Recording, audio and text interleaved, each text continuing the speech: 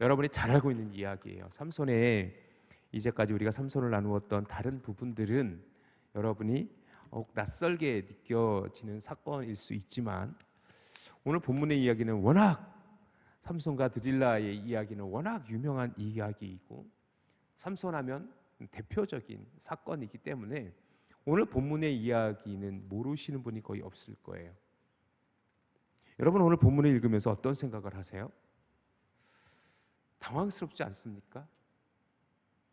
오늘도 신방을 하고 또 오늘 오후에 또 설교를 준비하면서 삼손 이거 뭐지? 이건 뭐지? 라는 생각을 되게 많이 하게 됐어요. 왜냐하면 도대체 삼손은 어찌하오리이까? 여러분에게 이 삼손의 기록, 이 이야기들이 마치 쳇바퀴돌도 반복되어지는 것 같기도 하죠. 벌써 오늘 우리 7번째 삼손의 이야기인데 그 얘기가 그 얘기 같고 또 낯설긴 또 하지만 또 늘 그놈이었어 라고 생각될 정도로 그런데 오늘 제가 먼저 여러분하고 나누고 싶은 건 그거예요. 하나님이 보시기에 우리의 모습은 삼손과 다를까? 하나님이 보시기에 삼손의 모습은 우리와 다를까? 먼저 중요한 건 뭐냐면 삼손은 나시리로 구별되어져 있어요. 그죠? 자, 그렇다면 저와 여러분은 그 구약의 민수기의 규례대로 우리가 나시린으로 서원하진 않았지만 우리가 하나님으로부터 세상에서 그리스도인으로 구별된 존재라는 것을 여러분 믿습니까? 우리가 성도예요. 성도. 성자가 거룩할 성자를 써요.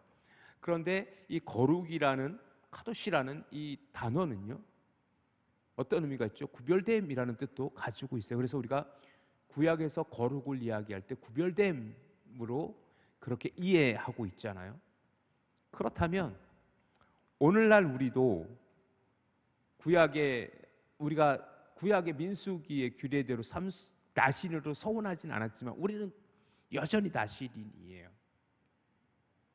그런 아이덴티티, 정체성을 갖고 살아가는 존재들이 오늘날의 그리스도인이 되어줘야 돼요. 그런데 또 한 가지 중요한 건 뭐냐면 마치 다람쥐 쳇바퀴 돌듯 반복되어지는 이 삼손의 이야기가 나와는 무관한가? 나와는 무관한가?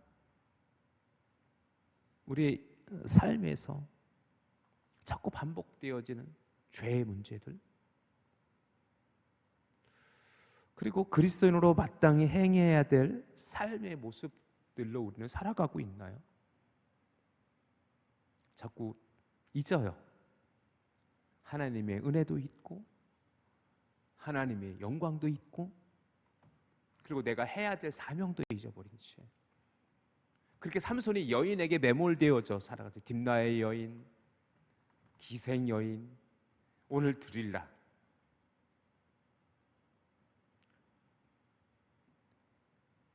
삼손에게 여인이라는 성적인 문제들이 늘 발목을 잡았다면 오늘 우리의 발목을 잡고 있는 건 뭘까? 오늘 특별히 오늘의 이야기는요 무엇을 주목해야 되냐면 여인의 이름이 등장한다라는 거예요. 여인의 이름이 처음에 삼손이 사랑했던 딥나의 여인이에요. 그냥 딥나의 여인이에요. 어느 특별한 이름이 기록되어 있지 않아요. 두 번째는 가사에서 만난 기생이에요. 그냥 기생이에요. 이름이 등장하지 않아요. 근데 오늘 본문에는 드디어 그 여인의 이름이 특정되어 있어요. 들릴라라고. 들릴라라는 뜻은 뭐냐면 밤의 여인, 라이트 우먼이에요. 밤의 여인이란 뜻이에요. 그런데 참 공교롭게도 삼손이라는 뜻은 뭐예요? 태양이라는 뜻이에요. 작은 태양이라는 뜻이에요. 작은 태양이 밤의 여인을 만났어요. 태양이 밤이 되면 어떻게 돼요? 소멸되어지듯 마치 그것을 상징이라도 하듯이 그 드릴라의 이름이 명명되어져 있어요. 그리고 여전히 그 블레셋 사람들은 삼손 때문에 몇 번이나 고난을 당해야 돼요. 그 블레셋 사람들 입장에서는 처치 곤란이에요. 문제예요, 문제야. 힘으로는 도저히 당할 수가 없어요. 가사에서도 아스글론에서도 그리고 딥나에서도 여전히 삼손은 그 블레셋 사람들로서는 힘으로서는 어쩔 수 없는 존재예요. 그런데 그 소렉이라는 곳에 드릴라라는 여인의 집에 삼손이, 또 여기서 본문이니까 사랑해서라고 또 나오기도 했는데, 어쨌든 삼손이 또 그 드릴라라는 여인에게 들어갔음을 알게 되어져요. 그런데 여기서 이제는 이스라엘 그 블레셋의 방백들이 움직이기 시작해요. 문제가 점점 커지고 있어요. 이제 뭐 딥나라든지 가사에서는 어느 일정 부분 지역에서의 사건이었다면, 이제는 이것이 블레셋이 전 나라의 문제가 돼 있어요. 자, 여러분 5절 한번 잘 보세요. 5절을 보면 우리 같이 한번 읽어봅시다. 5절을 시작. 블레셋 사람의 방백들이 그 여인에게로 올라가서 그에게 이르되 삼손을 꾀어서 무엇으로 말미암아 그 큰 힘이 생겼는지, 그리고 우리가 어떻게 하면 능히 그를 결박하여 굴복하게 할 수 있는지 알아보라. 그리하면 우리가 각각 은 1,100개씩을 내게 주리라. 은 1,100개라는 것은 세겔의 단위인데요, 이게 엄청난 단위입니다. 여기 자 오늘 본문에 보면은 그 방백들이라고 복수로 나오죠. 그 당시 그 블레셋에는요 5대 큰 도시가 있었어요. 가사, 가드, 에글론, 아스글론, 또 하나, 아스돗. 이렇게 다시 가사, 가드, 에글론, 아스돗, 아스글론. 이게 큰 5개의 도시예요. 블레셋 땅에. 그 방백들이 나와서 우리가 각각 은 1,100개씩 줄 거야 라고 하면 도합 5,500개예요. 이 단위를 세겔로 계산해 버리면 이 무게만 해도 얼마냐면 664kg 정도 된대요. 그러니까 은이에요. 은. 아무리 은이라도 664kg면 어마어마한 돈이에요. 이 어마어마한 돈을 드릴라에게 주겠다라고 얘기해요. 삼손은 드릴라를 정말 사랑했는지 모르지만 드릴라는 삼손을 이용하고 있어요. 악용하고 있어요. 그런데 드릴라라는 여인도 참 대단한 여인이에요. 내가 어떻게 하면 너희를 결박하여 너를 무찌를 수 있느냐, 당신을 결박하여 굴복하게 할 수 있느냐, 대놓고 물어봐요. 대놓고 물어봐요. 드릴라라는 여인도 대단한 여인이고 삼손도 대단한 놈이에요. 왜? 처음에는 이제 거짓말을 하죠. 거짓말을 해요. 자, 오늘 본문 잠깐 볼게요. 8절 한번 보세요. 8절에 이렇게 얘기해요. 7절. 삼손이 그에게 이르되 만일 마르지 아니한 새 활줄 7으로 나를 결박하면 내가 약하여져서 다른 사람과 같으리라. 이 거짓말을 할 때 삼손은 무엇을 알고 있었냐면, 이 여인이 나를 그걸로 결박할 거야, 그리고 블레셋 사람들은 나를 잡으러 올 거야 라는 생각을 해요.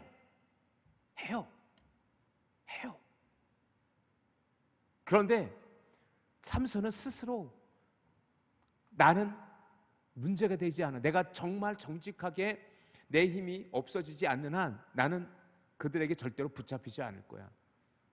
그리고는 그 드릴라를 희롱하고 그 애가 거짓말로 장난스럽게 이야기하고 있어요. 무엇이냐면 하나님의 사명이고 그에게 주어진, 그가 무엇을 해야 될지는 그에게는 뇌 속에 없어요. 머릿속에 없어요. 그냥 그 순간을 즐기는 것뿐이에요. 그냥 즐겨요. 단호하지 못해요. 그것을 장난스럽게 여겨요. 여러분 기억하십시오. 우리가 여호와 앞에 설 때에는요 단호함으로 서야 돼요. 우리가 하나님을 섬김에 내 교만이라든지 나의 선택적인 문제라든지 내가 조금이라도 장난스럽게 하나님의 사명을 감당한다라는 것은, 그것은 결코 하나님께서 기뻐 받으실 수 없는 헌신이 되어질 수도 있고 능력이 되어질 수도 있어요. 삼손은 지금 장난해요. 반복되어지듯이 그렇게 새 밧줄 7으로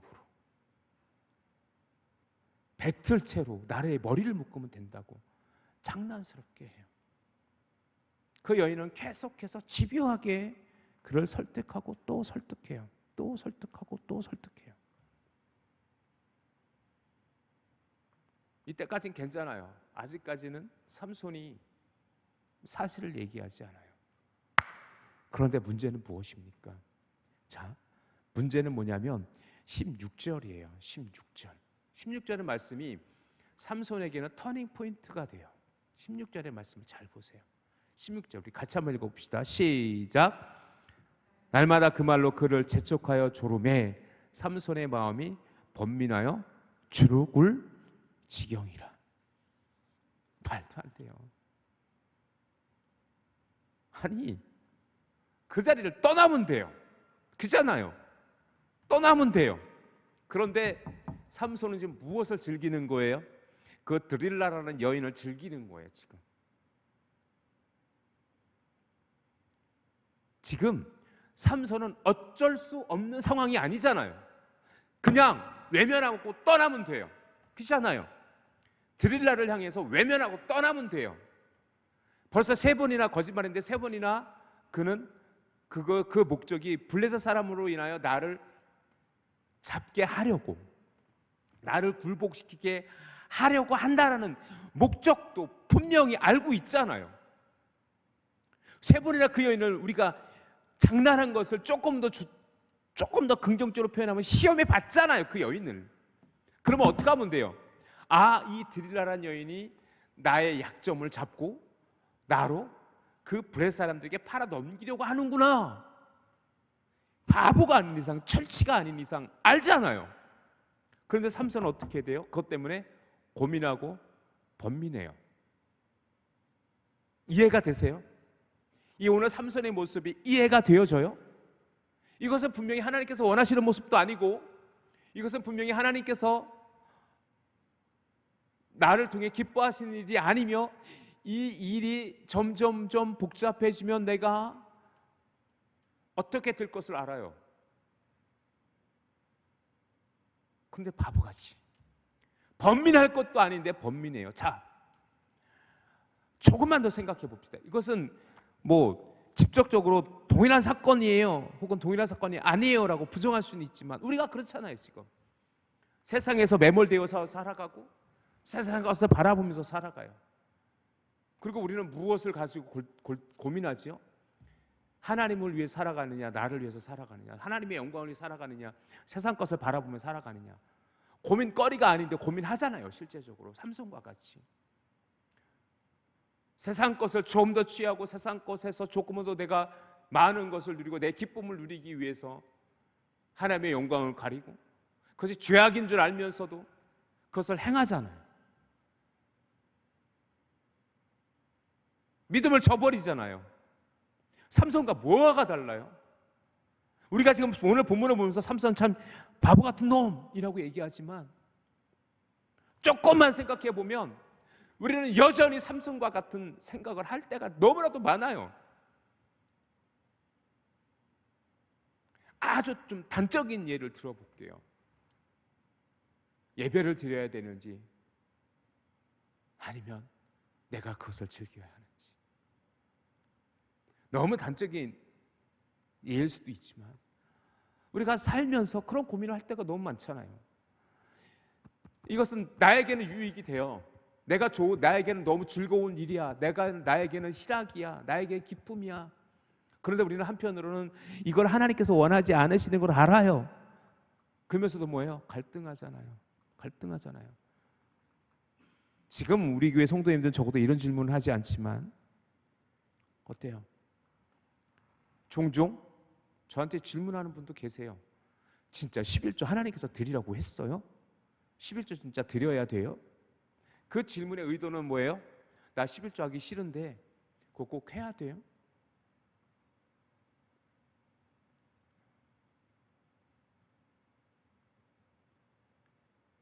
하나님께 나가서 우리가 마땅히 감당해야 될 일들에 대해서 우리는 뭐예요? 갈등해요. 왜 갈등해요? 무엇이 갈등의 원인이에요? 내가 원하는 것과 충돌되어지니까. 내가 원하는 것과 충돌되어지니까. 지금 삼손이 지금 번뇌하여 죽을 지경이 된 이유는 뭐예요? 아주 쉽게 얘기할까요? 들이라는 자꾸 자기의 비밀을 얘기해 달라 그러고, 그 비밀은 적어도 얘기하긴 좀 그런데 그 얘기하지 않으면 들이라가 나와 안 놀아줄 것 같고, 번민할 거리가 아닌데도 번민하고 있는데, 그것을 삼손은 바보 같아라고 우리가 치부할 게 아니라 우리의 모습이 그럴 때도 있어요. 그런데 삼손이 그 터닝 포인트가 돼서 진짜 진심을 말해요. 자, 17절 한번 보세요. 17절이 그런데 참과 진리로 좀 나눠보죠. 참인지 거짓인지 한번 여러분 생각해 보세요. 17절 말씀을 잘 읽어보세요. 잘 읽어보세요. 시작. 삼손이 진심을 드러내어 그에게 이르되 내 머리 위에는 삭도를 대지 아니하였나니 이는 내가 모태에서부터 하나님의 나시린으로 되었음이라. 만일 내 머리가 밀리면 내 힘이 내게서 떠나고 나는 약해져 다른 사람과 같으리라 하니라. 이 명제가 즉 삼손이 얘기하는 것, 나는 나시린이고 나는 하나님의 나시린이고 나는 태어나서부터 머리를 한 번도 자른 적이 없고 내 머리 길지? 내 머리를 자르면 내 힘은 사람과 같이 될 거야 라고 얘기해요. 참이에요? 거짓이에요? 맞아요? 틀려요? 이 얘기가 맞아요? 틀려요? 맞아요? 틀려요? 이 얘기, 삼손이 한 얘기가 맞아요? 틀려요? 틀려요. 근데 우리는 무슨 생각을 하냐면 삼손의 머리는 머리에서 나왔어라고 착각을 해요. 자꾸 이 얘기 때문에. 보세요. 삼손의 능력이, 삼손의 힘이 머리에서 나왔어요? 머리털 안 잘라서만 나왔어요? 아니에요. 어디서부터 나왔어요? 여호와로부터 나왔어요. 여호와로부터 나왔어요. 단지 규례예요. 규례.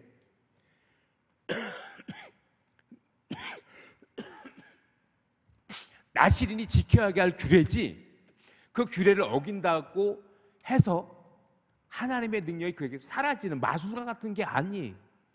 엄밀히 말하면 나시린의 규례는요, 삭도를 대지 않는 것뿐만 아니라 독주를 마시지 않는 것과 시체와 부정한 것에 가까이 하지 않는 거예요.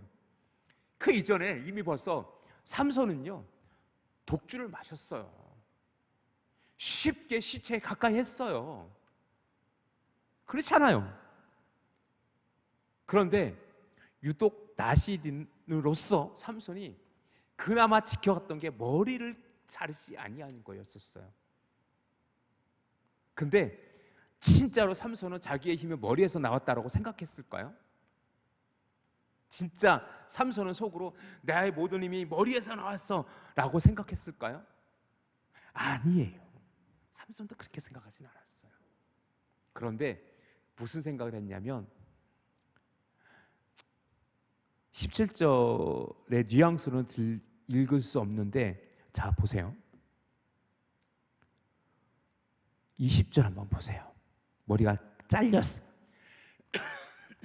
이미 삼손은 그 드릴라에게 그 내 머리를 자르면 내가 평범해질 거야 라고 얘기했을 때 이미 그 머리가 잘릴 거라는 예상도 했을지도 몰라요. 왜? 이전에 벌써 계속 그런 일이 벌어졌었잖아요. 그런데 20절 잘 보세요. 20절 시작. 드릴라가 이르되 삼손이여 블레셋 사람이 당신에게로 들어닥쳤느니라 하니 삼손이 잠을 깨어 이르기를 내가 전과 같이 나가서 몸을 떨치리라 하였으나 여호와께서 이미 자기를 떠나신 줄을 깨닫지 못하였더라. 머리는 잘렸지만 삼손은 한편으로 무슨 생각을 했냐면 나는 여전히 힘이 셀 거야 라고 생각했다는 거예요. 그런데 이 머리가 삭도에 잘린 것 때문에 그가 힘이 없어진 게 아니라 그 사건으로 말미암아 하나님께서 그를 떠나셨다라는 거예요. 여호와께서 이미 자기를 떠나신 줄을 깨닫지 못하였더라. 자, 삼손의 이야기를 기억할 때 그가 머리가 잘려서 힘이 없어졌어가 아니에요. 여호와께서 그와 함께 하셨던 것은 여전히 그에게 하나님께서 기대하셨던 거예요. 기대하셨던 거예요. 그래서 우리가 종종 우리가 이미 나와서 보지만 순간순간 늘 여호와의 영이 그와 함께 했어요. 그런데 이제 이 드릴라 사건을 통해서 완전히 하나님께서는 뭐예요? 삼손을 떠나신 거예요. 이게 문제예요. 어느 순간 여호와께서 삼손을 떠나도 우리를 떠나면 우리가 할 수 있는 것은 아무도 없어져요. 여전히 우리가 기도할 수 있고 여전히 우리가 믿음 안에서 주님 앞에 설 수 있는 것은 그것이 은혜예요. 그것이 은혜예요. 그런데 그 은혜마저 우리가 놓쳐버리면 마지막 하나님의 그 은혜마저 우리가 외면해버리면 마치 삼손이 그래도 나름 나시로서 유일하게 지켰던 머리에 손을 대지 않는 그 규례마저도 헌신짝처럼 버려버렸을 때에 하나님께서도 그를 이제는 더 이상 기대하지 않으시고 떠나신다라는 얘기예요. 여기서 우리가 굉장히 중요한, 굉장히 무서운 메시지를 확인할 수 있어야 되는데, 그럼에도 불구하고 여호와께서 나와 함께 하시면 그것이 은혜예요, 여전히. 그런데 여러분 기억하십시오. 꼭 기억하십시오. 마침내 여호와께서 나를 떠나시면 아무것도 아니에요. 우리가 할 수 있는 것은 아무것도 없어요.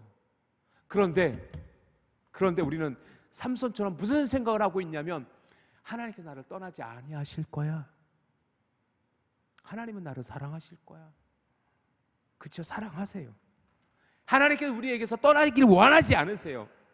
그런데 우리는 뭐냐면, 하나님을 원하면서 하나님께서 나를 떠나길 원치 않으면서 우리는 계속 뭐예요? 세상에서 삼손과 같이 세상의 정욕국대로 살아가고 있잖아요. 그것이 죄라는 걸 알면서도 삼손처럼 어리석게도 그것 때문에 뭐예요? 번뇌하고 죽을 지경이 되어질도록 고민하고 있잖아요. 고민할 거리도 아닌데, 고민할 거리도 아니고, 그것은 마땅히 해야 될 일인데 고민하고 있잖아요. 죽을 지경이 되었잖아요. 우리의 모습과 삼손의 모습이 뭐가 다릅니까? 하나님의 은혜는 구하면서 그리스도인이라고는 하면서 어느 순간 내 삶에서는 하나님의 은혜는 돈데간데 없이 여전히 세상 것에 매몰되어져 가고 살아가고 있고, 세상 것만을 바라고 살아가고 있고, 세상의 즐거움과 희락과 환락에 빠져있는 우리들의 모습, 우리 자녀들의 모습, 교회를 떠나 믿음을 떠난 여러분의 자녀들을 바라보면서 어쩔 수 없어, 시대가 그래, 그렇게 우리가 쉽게 생각하고 있는 그 순간, 그것은 바로 사탄이 우리를 속이고 있는 거예요. 우리의 모습이 그럴 때가 얼마나 많아요. 회개해야죠. 다시 주님을 붙잡아야 돼요. 삼손은요, 그렇게 머리가 잘리고서도 그 잠에서 깨워서, 그 드릴라가 흔들어 깨울 때 잠에서 깨워서 뭐라고 말해요? 내가 전과 같이 나가서 몸을 떨치리라. 이미 그에게 여호와가 떠났어요. 하나님이 떠난 그에게는요, 어떤 영광도 어떤 힘도 남아있지 않았어요. 이것이 사사 삼손이라는 존재의 슬픔이에요. 비극이에요. 사랑하는 성도 여러분, 오늘 저는 삼손의 이야기를 통해서 한 가지 꼭 여러분과 꼭 함께 나누고 싶은 이야기가 있어요. 그것은 뭐냐면, 나는 여전히 하나님을 정말로 바라고 내가 하나님의 거룩한 성도로서 합당하게 생활하고 있고 그 믿음의 사람으로 살아가고 있는가? 아니면 무늬만 그리스도인이라고 불려오시지만 삼손처럼 세상의 향락에 빠져 있거나 세상의 가치관에 빠져 있거나 세상 것들에 매몰되어져 하나님의 것을 하나님께 드리지 못하고 하나님의 영광을 하나님께 온전히 돌려드리지 못하며 그렇게 스스로의 만족, 스스로의 죄악의 모습으로 살아가고 있지는 않은가? 적어도 이 금요 성령 집회에 나와 기도하는 저와 여러분에게는 그러한 모습이 없기를 주님의 이름으로 축원합니다. 여러분 꼭 기억하십시오. 우리가 반드시 정말로 절대로 잊어서는 안 되는 것은 뭐냐면, 한번 따라해 보세요. 하나님이 떠나시면 아무것도 아니다. 시작. 반드시 기억하십시오. 하나님이 우리에게서 떠나시면 우리는 진짜 아무것도 아니에요. 아무것도 아니에요. 지금 삼손이 그걸 보여주고 있어요. 그런데 여전히 삼손, 지금 이 16장에 이를 때까지 그 과정 속에서도 그나마 삼손에게 하나님께서 여전히 그에게 힘을 주시고 그를 통해서 그나마 기대하고 있었던 마지막 보루같이 그가 나시인으로서의 규례를 유일하게 지킨 규례였던 머리털마저도 밀림을 당했을 때에, 즉 결정적인 순간은 저는 16절 같아요. 하나님께서 여호와를 떠나는 순간은 그가 머리가 밀릴 때가 아니라 전 16절 같아요. 그래서 16절을 제가 주목해서 보는 이유가 있어요. 그가 번뇌하여 죽을 지경이다. 죽을 지경이다.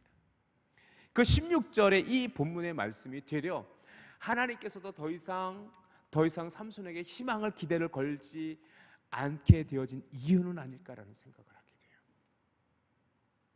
사랑하는 성도 여러분, 우리에게 가장 두렵고 떨리는 순간은 뭐냐면 하나님께서 더 이상 우리에게 기대하지 않으실 때예요. 반대로 우리가 하나님을 믿으면서 가장 조심할 때는 뭐냐면 하나님에 대해서 더 이상 기대함이 없을 때예요. 그럴 때 우리 신앙은 다 껍데기가 되어버리고 마는데, 잘 기억해 보세요.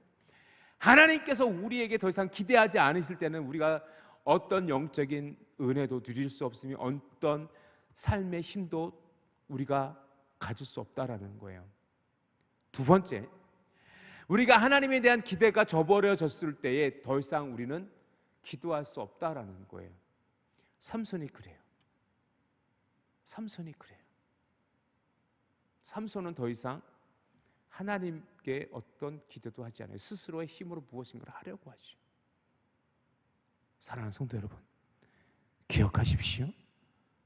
그렇기 때문에 그럼에도 불구하고 우리가 하나님께 나가서 기도해야 될 이유가 여기 있어요. 저는 금요 성령 집회가 우리에게, 우리 교회에서 너무나도 중요한 예배의 시간이라고 저는 믿습니다. 이 자리가 그럼에도 불구하고 우리 성도님들이 가장 일주일 중에 피곤한 날이기도 해요. 가장 저녁 늦게 드려지는 예배이기도 해요. 그럼에도 불구하고 이 자리가 우리에게 얼마나 중요한지 깨닫고 이 금요 성령 집회가 우리 전임 성도께 믿음의 보루가 되어질 수 있기를 간절히 축복합니다. 더 이 자리가 기도의 자리로 세워지고 우리가 정말 하나님께 끝까지 다시 한번 하나님을 향하여 믿음으로 나아가는, 그래서 이 자리가 또다시 하나님을 향한 기대로 가득 채워지는 그런 은혜가 허락되어지기를 주님의 이름으로 축원합니다.